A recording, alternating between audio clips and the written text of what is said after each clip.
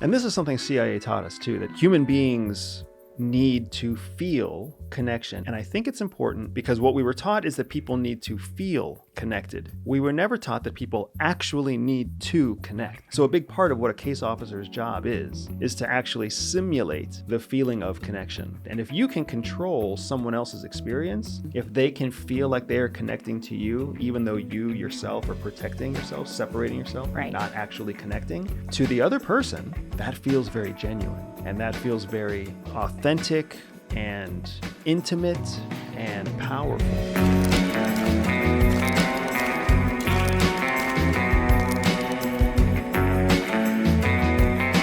It's been 3 weeks since I've been home. Yeah. It's been a long time. And then I was only home for 2 days. Yeah. Prior to that, and then it was another 3 weeks that I was gone. And even this time, I'm only home for like 6 days before I leave. Yeah. And it's the holidays, man. Like we are happy Thanksgiving. Happy Thanksgiving. We had our fantastic Thanksgiving dinner yesterday. Thanksgiving lunch that I made, which was soup. I'll take it. Anything that you cooked, I would have eaten. Except salmon. I think that was the word. We did that last Thanksgiving. I know. Thanksgiving salmon was the year before. And I had regrets. So. But what I am struck by is that, these long stretches that I'm gone, because I'm filming with History Channel, these long stretches that I'm gone, they get harder each time.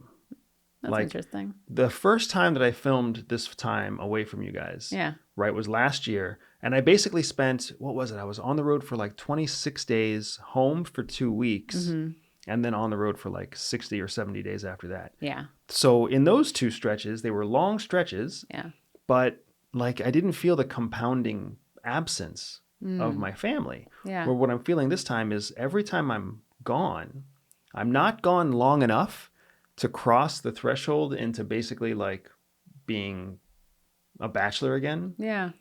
But I'm also not home long enough to cross the threshold into feeling connected and in tune with the family.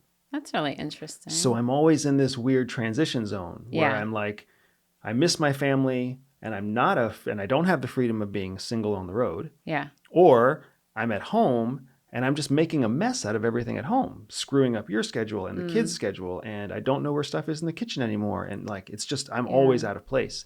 And it makes me feel for all the people out there who make a career out of travel. Yeah.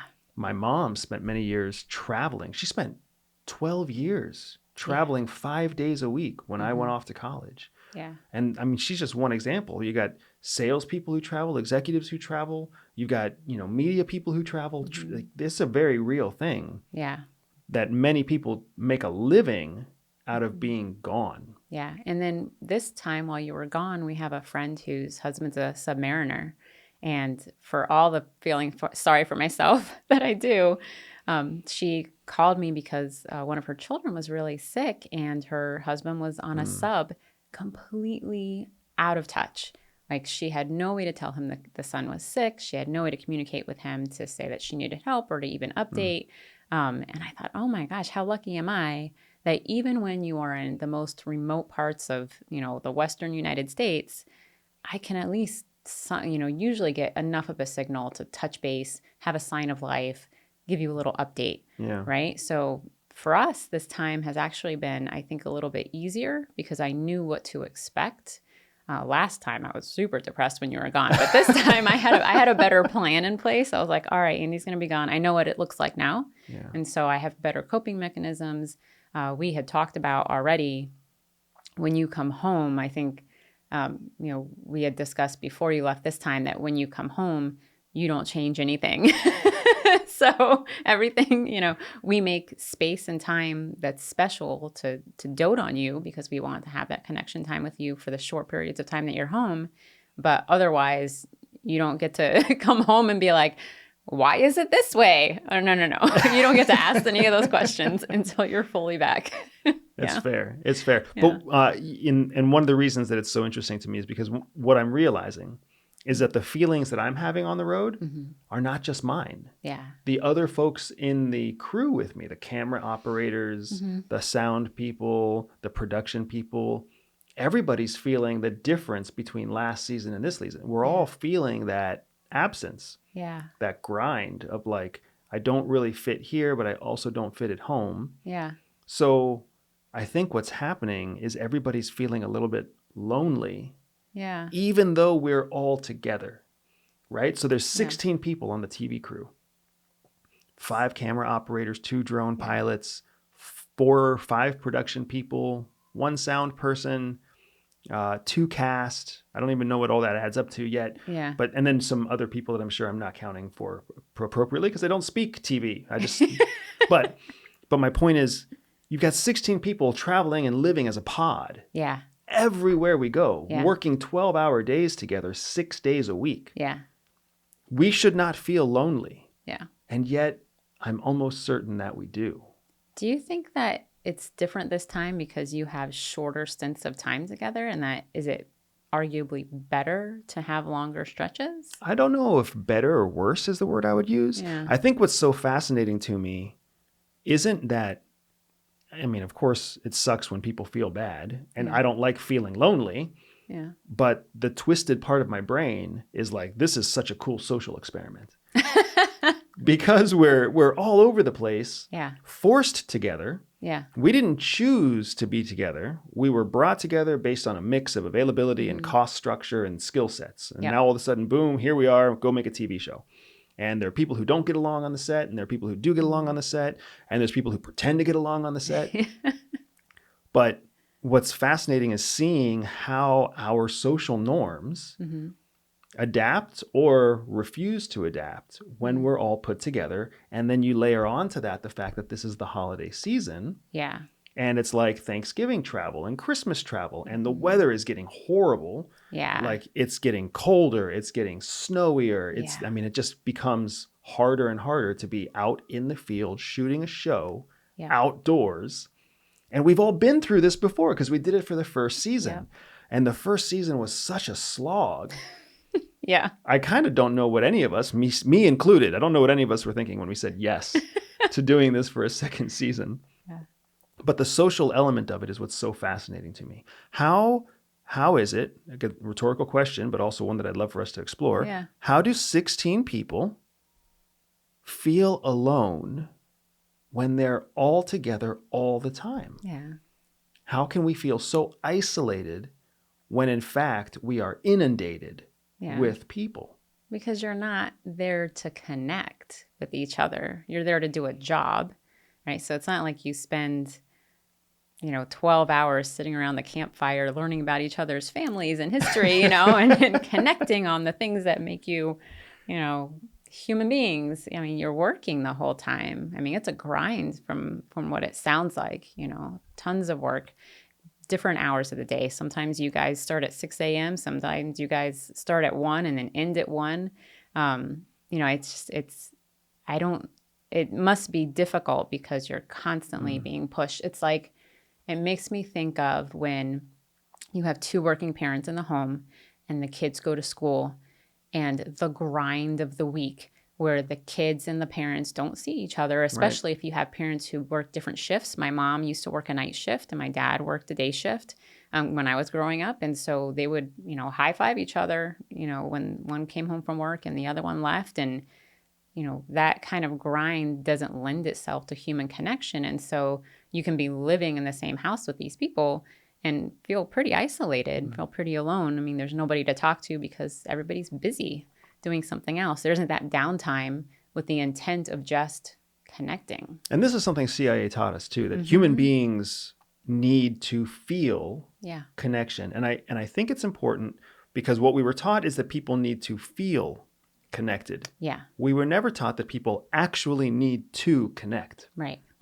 So a big part of what a case officer's job is to actually simulate the feeling of connection. Yeah. Because what people need is to feel like they have connected. They don't actually need to successfully, truly, authentically be connected. And if you can control someone else's experience, Mm-hmm. if they can feel like they are connecting to you, even though you yourself are protecting yourself, separating yourself, and Right. not actually connecting Right. to the other person, that feels very genuine. Mm-hmm. And that feels very authentic and intimate and powerful Yeah. because they feel like you are connecting. Yeah. And it's really interesting because I do think you're right. I do think that what's happening is with the group that I'm traveling with, we are not connecting. Mm-hmm. And part of it is we're not connecting because we don't have the time and the space. Like last year, when you're 75 days on the road, you have to connect. Yeah. Like time breaks you down, Yeah. and eventually somebody gets sick, gets hurt, Mm. right? Has something, something happens at home and they need support. Like something happens. Yeah. We can all be strong for 14 or 15 days Yeah. and basically pretend that we don't need anybody. We can Yeah. all do that. But come like 25 days, 50 days, it's much harder to pretend Yeah. to be an island of your, in and of yourself. But my point is that we're not trying to connect. Where at CIA, every operation, every time you were with a target, every time you were with a partner, every time you were with a liaison service, every time you were in any kind of operational role, Yeah. you always turned it on. Yeah. And the thing that you would turn on is that simulated connection. Make other people feel like they are connected to you. Yeah. And I think what becomes challenging at the CIA is that it's a little bit blurry because sometimes it is a purely simulated connection, but it's really easy for that to become a real connection. Right? And then that creates security risks and you have to be careful. And then you're walking around the agency looking at your peers because everybody's turning it on. We're just trained to do it. So then there's a little part of you that's wondering how much of this connection is authentic, Right? right? And how much with my peers, how much of it is authentic and how much is because they know that I'm on my way up and they want me to swoop them up with me, So yeah, I think it's an interesting scenario there because we know that everybody's trained to do this thing. But it does remind me, like about a week ago, before you came home, we're already looking at your travel schedule for next year. Ugh. Yep. And we had just gotten off the phone and had just kind of penciled in like this is what it might look like next year.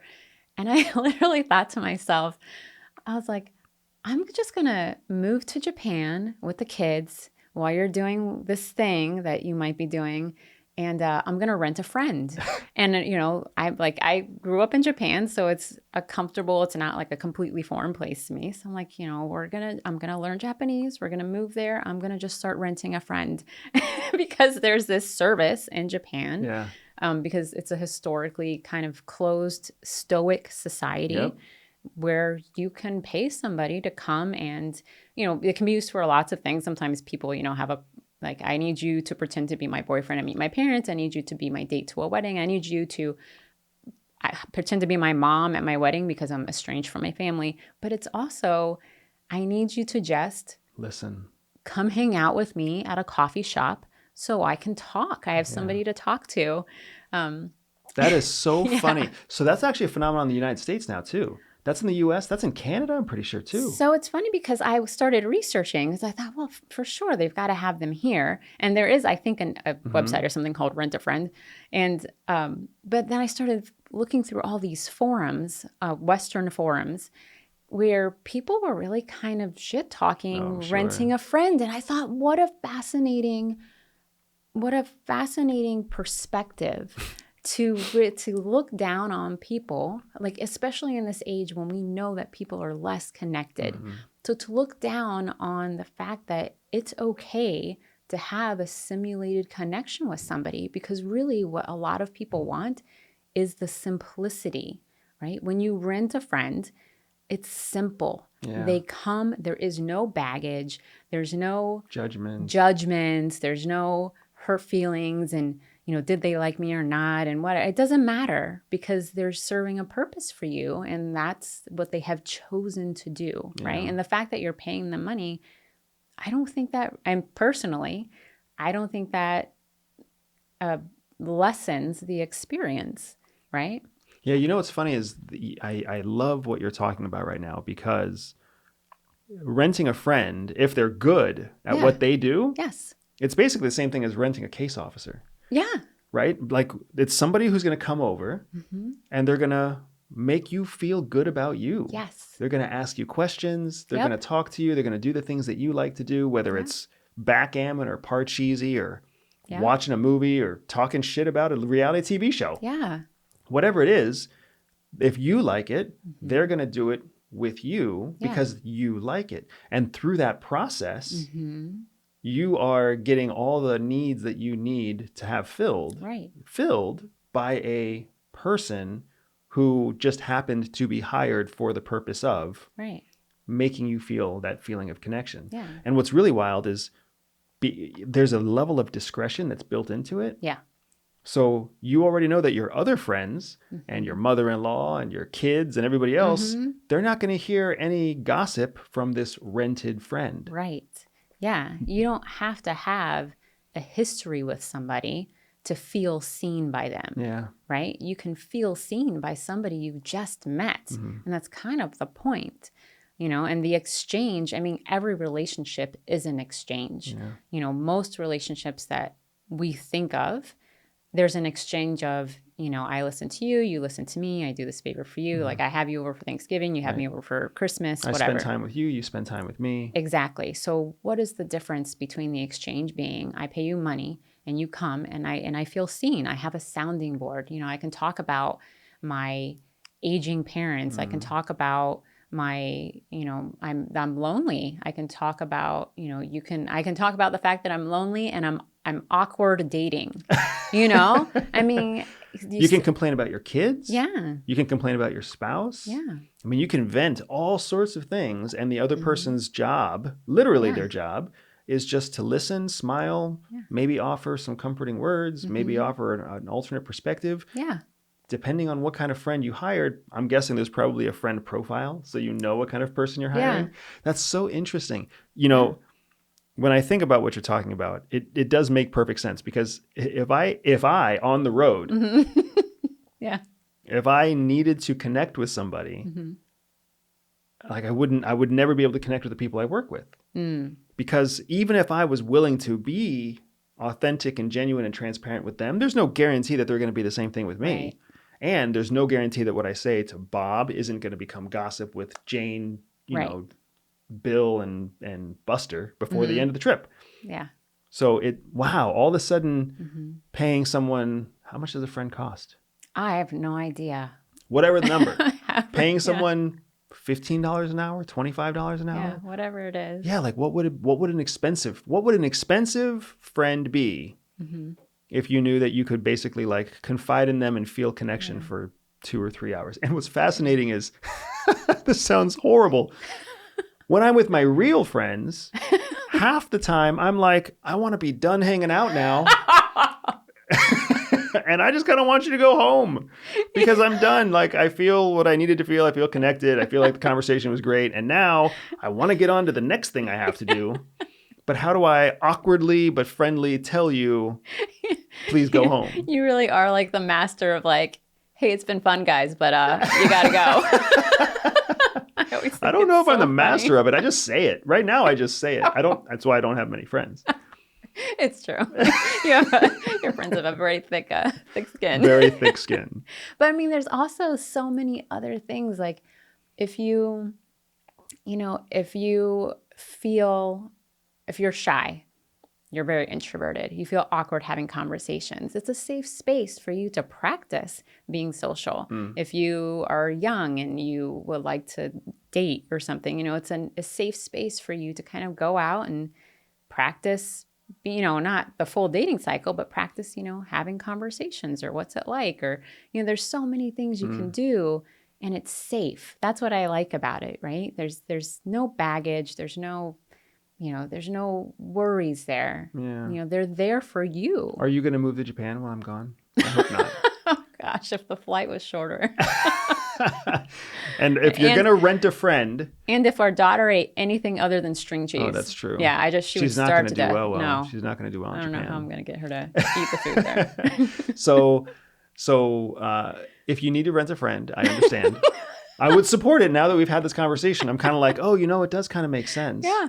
Yeah. Go get a massage together. Go get your toenails done together. It's going to be a lucky ass friend too. Like the person that gets called by you to be like, hey, come hang out with me for 2.5 hours so we can get a massage and get our nails done and go eat good food. Yeah.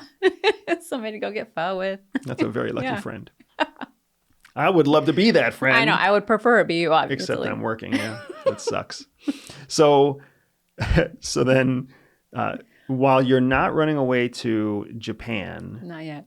I would also like to highlight that one of my favorite countries has been in the news lately. Yeah. Argentina. And the reason it's my favorite country is not because of the media lunas or the cortados. Those are excellent. So it's good, not because of the beef, which is excellent. Or the Malbec. It's one of my favorite places because it's always a disaster.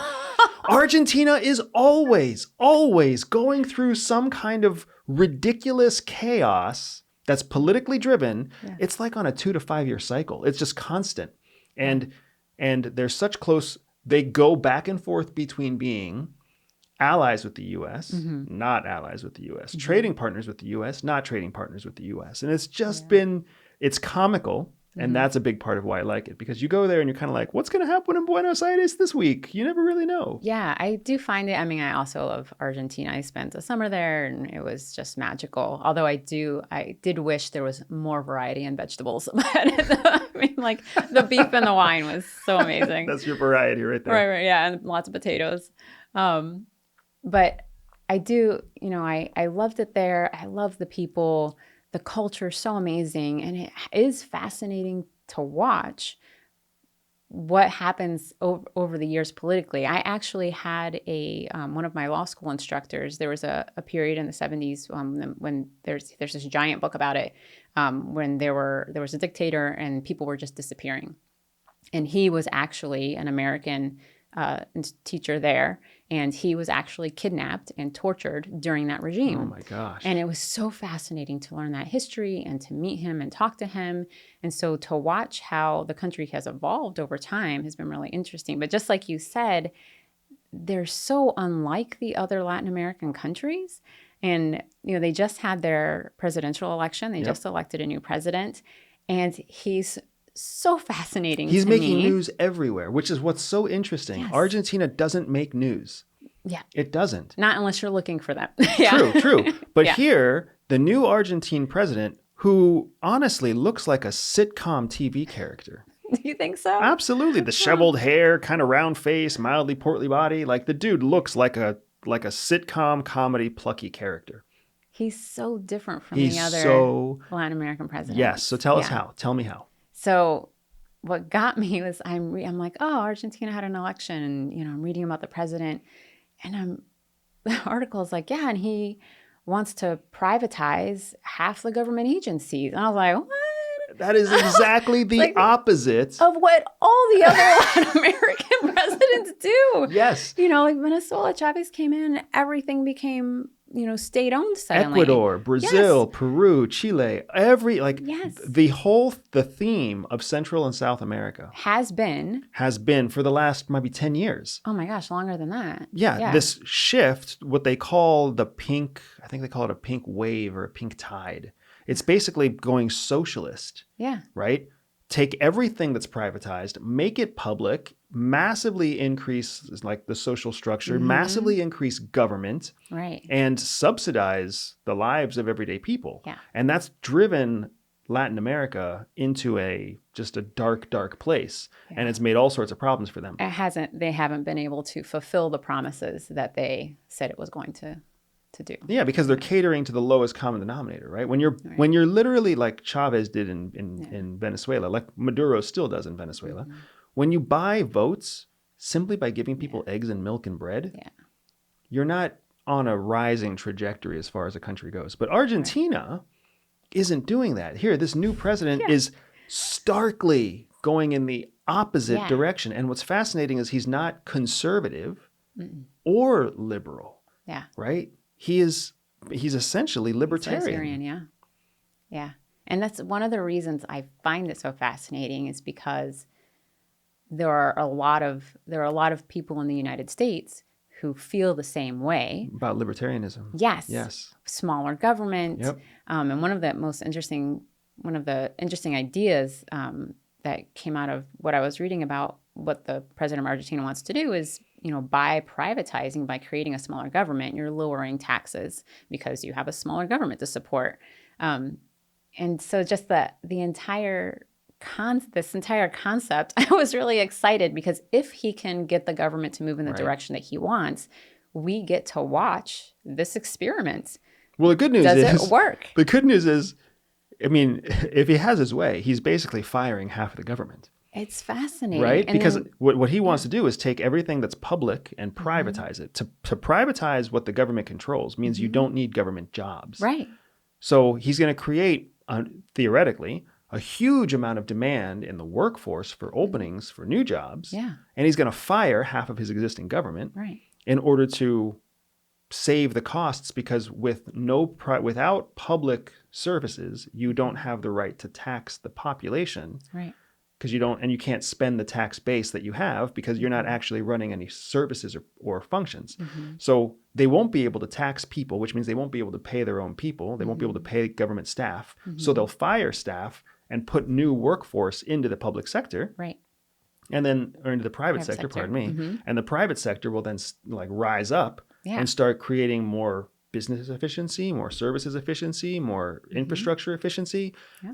And the way he's talking about it, it's going to be fast and drastic. Yeah. I mean, that's the theory. But, and Argentina's the perfect place to do it because they're always in chaos. Well, I was raised by very liberal parents, and I was very progressively liberal throughout college. And I was raised with this idea that private industry is bad, that corporations are evil and they don't care about the little person and they just want to make, the 1% doesn't care about you. But the truth is that businesses are more efficient than government, and you have to weigh the pros and cons of what they're able to do. And it's not that private industry or, public domain are bad in and of themselves, because it's all about the people running them. Right. So it just comes down to who's behind whatever services we need. And if people in the private industry can do it better, then it's going to work. If people in the private industry really don't care about the little people, then it's going to fulfill all those bad things that people think about corporations. Well, not only that, but I mean, there's the truth is that whether the 1% cares about us or not is irrelevant, because the foundation, the population, is what business needs. Right. Business dies without customers. Right. Customers are simply people who choose to spend their money on whatever consumer goods or consumable goods they choose to spend their money on, whatever they choose to buy. You can be a jackass company and be the only company that offers a certain good. Think Facebook when it first started, right? Nobody liked Zuckerberg. Lots of people still don't like Zuckerberg. Yeah. Most people don't like Facebook, but it's the only Facebook out there. Yeah. So it's the only thing people use. Yeah. It's the same kind of problem. I have a friend who hates X. Oh, really? Hates X. He's former journalist. Yeah. Hates X, formerly known as Twitter. Hated Twitter. Hates Elon Musk. Hates all the misinformation, all the dude, all he does is just bitch about the X platform. That's funny. Why? And guess where he spends all his time? That's really funny. On the platform. And I'm like, why do you complain so much about it? Yeah. And use it? Yeah. And he's like, well, because the fact is, it's still the only place that journalists, like independent journalists, can go now to air their stories and get seen and get discovered. That's interesting. I was like, well, then you can't hate it that much. Yeah. Like if it is the tool that serves the need, that's why people use it. So you don't need the point I'm making is that we don't need to hate corporations. Right. Because they don't care about us. They shouldn't care about us. What a corporation should care about is producing a service that's so good or a product that's so good that fulfills a need that people have. Right. And then as long as they provide the service and other people have the need, all that's left is price. Right. If it's too expensive, people won't buy it. If it's too cheap, too many people will buy it. Right. So it's all about finding the right price for the right people and making it work from there. Right. And that's why, like, I know Nike doesn't care about me, and I know New Balance doesn't care. All the shoes that I wear when I exercise or run, not a single one of those CEOs actually cares about me. I don't really care about them either. Right. But I do care that what I put on my foot keeps me safe in the gym and, you know, gives me ankle support and arch support and whatever else. Right. And I think in theory, so it's like when you move out of your parents' house, right? When you are living in your parent, because I always view the government as parent, which is growing up, I thought. I see the government as a warden. Growing up, I thought you need a big government to take care of people, to take care of the people who have nothing else, who have nobody else to turn to. Because I grew up when the welfare system was really expanding. But in theory, just like when you move out of your house and suddenly you have to cook for yourself, you figure out how to cook for yourself. And maybe you do it even better than the way your mom cooked. Right. Right? Maybe you don't cook everything on high heat. Sorry, Mom.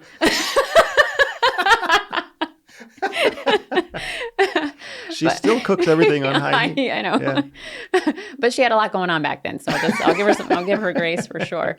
But you know, so in theory, if the government shrinks and there are still needs, right? There are still public service welfare needs. Then in theory, people will come up with new ideas to fulfill those needs. And the market will force them to do it in an efficient, cost-effective way. Exactly. So just like, you know, maybe your business will still be profit-driven because you have to make profits to survive, but you'll find a creative way to take a portion of those profits and help the people in your community. Maybe the help will be more localized, which a number of people have been saying that having such a big government and such a large federal welfare system is really ineffective because every community is so different and there's no one-size-fits-all solution. So if you start really privatizing, then you can really start, you know, instead of fixing everything with a sledgehammer, you fix it with a scalpel, and the community itself can come together and better address the needs of their community. Yeah, it reminds me of what we have here in the United States with the food movement, especially, where you have these very liberal people and very liberal communities that criticize factory farming, but at the same time, they want a large government, and the large government wants factory farming. Yeah. Because that's how they can have massive control and regulation over all the food that goes to the population. Yes. So you have these two groups that stand at total odds over what they value, but they still are somehow on the same side. Right. It doesn't make sense. It's like hypocrisy, right? So all that to say, Argentina, you've got two fans. I'm so excited to see how it goes. And we wish you and your new libertarian president and future libertarian government, we wish you absolute success. Oh, yeah. Because if you are a success case for the United States, maybe we will find our way out of this ridiculous bipolar or this ridiculous polarity. Yeah. Bipolar is exactly the right word. Ridiculous whirlpool polarized, that we live in right now, right? Where we're just, we're ridiculous.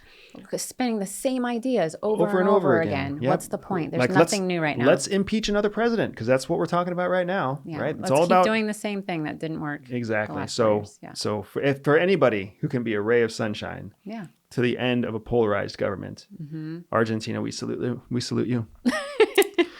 And keep up the great wine and steak, please. Oh, yeah. Don't change that. Don't change that. Shipping them out back over. Now, we always try to have a conversation around a question from someone in our Spy Tribe, somebody who leaves a comment on the podcast or reaches out to us via email through the newsletter or through social media. Do you have a good question for us?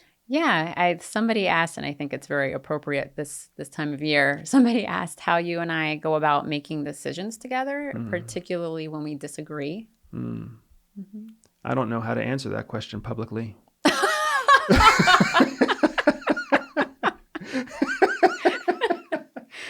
So we disagree often. Oh, yeah. we disagree often. And I don't know that either one of us, I think if there's one of us that has true Trump power, like the ability to just totally trump the other person's idea, I think it's you. Because, and you But I try not to. I know you try not to, but I feel like you're the one who can do it. I don't think I am ever in a position where you give me an idea and I'm like, straight up, no way. But there are plenty of times where I give you an idea and you're like, straight up, not happening. I think it goes both ways. My example is always when I was like 3 weeks away from my due date and I wanted to go see a meteor shower that was 2 hours in the boonies in the middle of winter. And you're like, no, babe, we're not. That's not what I said, though. That's not. So this is a fantastic, perfect case study. You are literally getting ready to have a baby. Yes. In the final few weeks. And for any woman or man who has been in the final few weeks before a baby is delivered, like people get loopy. People just start having really bad ideas. So here you are. Like, you're just ready to be done. You're like, I don't even care anymore. And it was our first child. Yeah. So we had never even gone down this rodeo before. And you're huge. Yes. And you're so pregnant. And you're walking every day to try to get this baby out. Yes. I remember. I was like so swollen. My shoes didn't fit.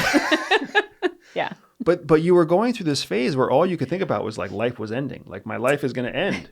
Like whatever's inside here is going to come out. And then it's just all baby time. Yep. Just put me in handcuffs and lock me in a cage because I'm never going to have a life ever again. And it was so irrational. But at the same time, I was like, oh, my poor wife feels like she's going to go to jail. And I'm so excited about having a baby that of course, I'm not carrying. And of course, I'm not feeling the discomfort of. But there was a meteor shower. You're exactly right. There was a historic, like once every 100-year meteor shower in Virginia that we were going to be able to see. But you had to be in a dark sky area at like 2:00 in the morning. Mm-hmm. And I'm pretty sure it was cloudy all day. Yeah. And the forecast was for clouds overnight. Yep. And you came to me and you were like, babes, this is all I want before I go to baby prison forever. I just want to see the meteor shower. Can we just go see the meteor shower?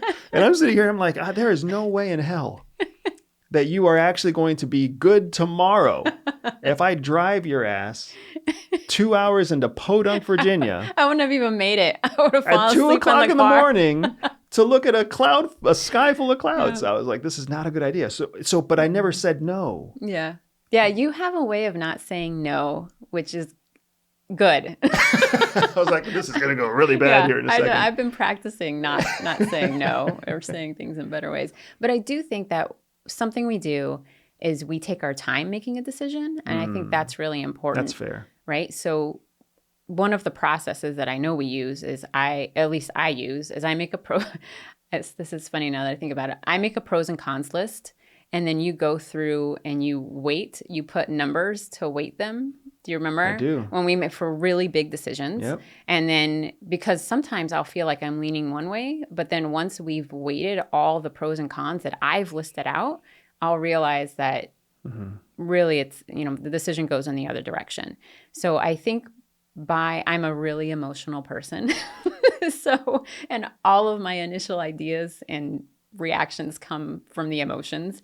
So I think you do a great job by giving me time and space to come back to the problem and think about it. I mean, it's not like weeks of time, but even just a couple of days, a few hours to let me just kind of, you say your piece, I say my piece.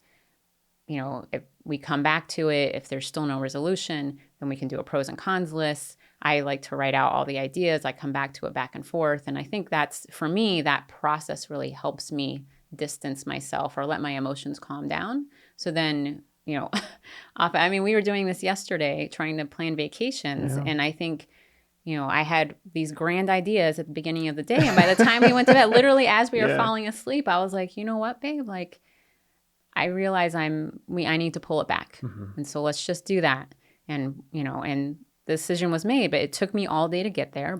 Well, the decision wasn't made. But a new way of looking at the decision was made. But that goes right to your point. You're right. We take our time making decisions. Yeah. So to the original question that was asked, we definitely have it so that one person does have the power to totally veto an idea. Yeah. Right? So you do have the power to veto, but you use it rarely, which makes me trust when you use it. Yeah. And then there's certainly an element of always watching out for the other person's best interest. Yes. So like with the meteor shower story, I would have loved to have seen a meteor shower, but I was not going to love what you were going to feel like the next day being, 10 months pregnant after staying up all night to try to see a meteor shower. Not to mention the fact that neither of us was going to like it if in the middle of the meteor shower you went into labor. Yeah. And I think something else that we do is, which touches on the meteor shower, and we've done a lot since having kids, is we ask ourselves the question of, why do we want to do this? Because we've had a number of ideas where we're like, this is a great idea. And then we're like, why are we doing this? And if the answer is, well, we're doing it for the kids. And then the next question is this the best thing for the kids? Right. Are we doing it for ourselves? Are we doing it for them?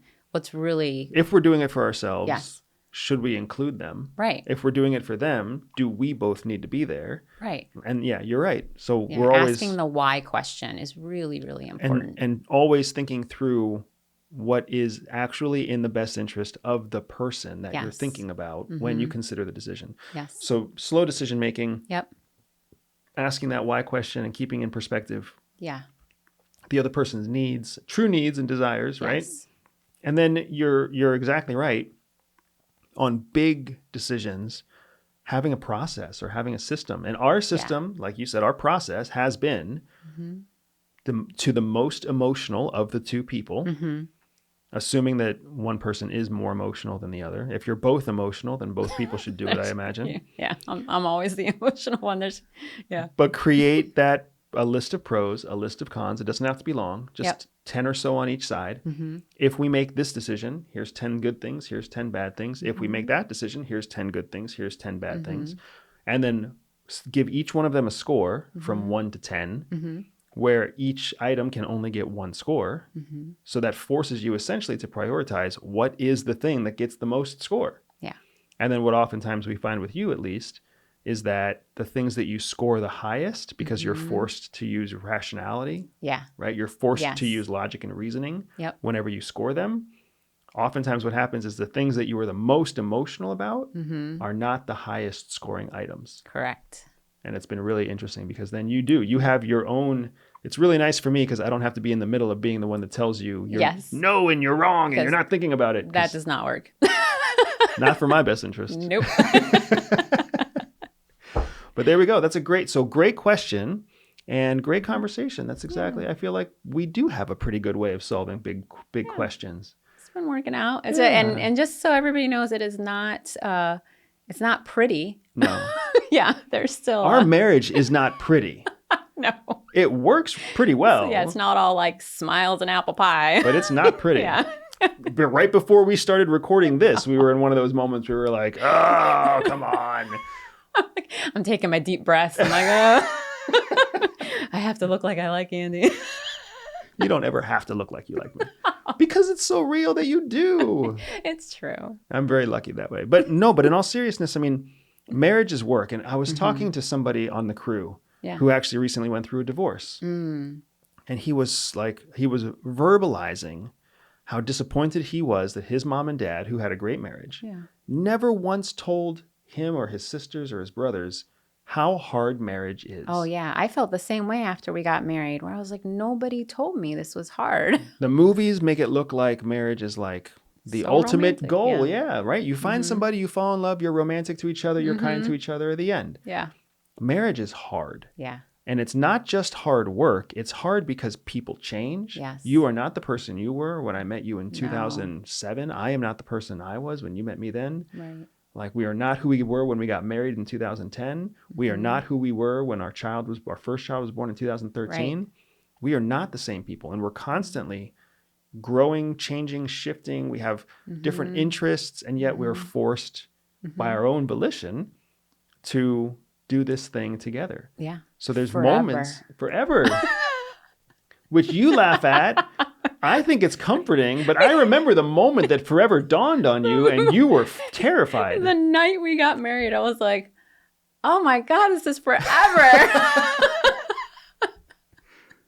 Lucky you. Lucky you. But there's so marriage is hard. And anybody who's hearing this message, anybody who hears our conversations, and is part of a married couple or was married or is considering marriage, I know you get it. Yeah. I know the person listening understands that if they're married, if there's a ring on their finger, or if there's ever been a ring on their finger, this is so, so hard. But at the same time, it's such a unique opportunity over all the people who never get married and all the people who get married, but then maybe don't try their hardest. One of the saddest things that I come across is clients and customers and peers who got married and were only married for a few years or less. Yeah. And then when they had that first whiff of hardness, of difficulty, they were gone. Yeah. And it's especially hard for the people who like made it 20 years, 18 years, 30 years of marriage and then divorced. Yeah. Because then they become like, they realize how a little bit more work would have resulted in a life partner. Yeah. There's plenty of people who get divorces and it's for the right reasons, Right. and it's great for them. Yeah. But predominantly what I have seen in my experience is a lot of people who regret the fact that they didn't try harder. Yeah. So one of the things I love about us is that we have had some dark years in our marriage and we keep trying, Yeah. right? Like we always keep trying. We always trust in the process of communicate, make better decisions, like lean into the discomfort because, you know, one day it's either going to work out for the best. Yeah. Or it's not going to work out for the best, but we'll have known that we tried our hardest every step of the way. Right. We're never going to have to ask ourselves that question, whether or not we didn't. Right. And, exactly. And for sure, that every year that the kids get older, every year that the business gets stronger, every year that we are healthy, like we get closer. We grow more. We get closer. We find our voice. Yeah. We stand our ground, and it makes for a really wonderful relationship. So thank you. Thank you for my wonderful, difficult marriage. You're welcome. I'll keep making it difficult for you. Promises. Folks, thank you so much for joining us. If you enjoyed this conversation, please leave a comment below. If you felt like we were speaking about something that was important to you, whether it's Argentine wine and steak, or whether it's the challenges of marriage, or if you want to rent a friend like Jihi wants to rent a friend, leave a comment below too, so that the whole world knows we're not the only ones who are crazy about this stuff. And of course, leave your questions so we can pick them up and add them to our Q&A every time we sit down and have one of these conversations. So we really enjoy having a chance to serve you. We really enjoy the opportunity to watch the channel grow and watch all of you join us for these conversations. We genuinely hope that you are having a wonderful holiday season yourself. In the United States, we just celebrated Thanksgiving. And we have our eyes set on Christmas and the New Year. And this is a very important holiday season for multiple cultures around the world, multiple countries around the world. And we hope that you are spending awesome time with family, having a blast, having all the same hardship that we have, and having some fun along the way. Thank you so much for everything. And we can't wait to talk to you next time.